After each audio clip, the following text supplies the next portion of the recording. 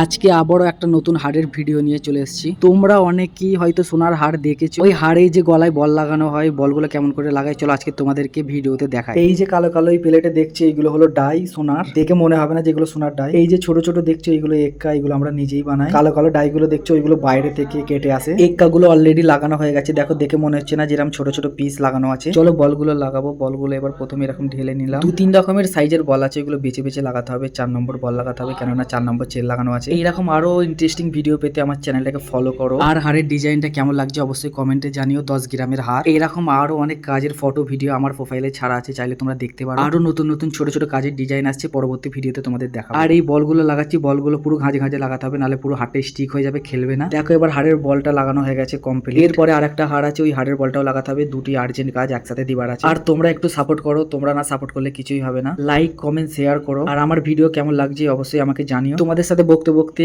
দুটো কাজ অলরেডি বল লাগানো হয়ে গেছে, দেখো। এরপরে লং হাড়ের ভিডিও আসছে। আজকের ভিডিওটা এইটুকুই, টাটা।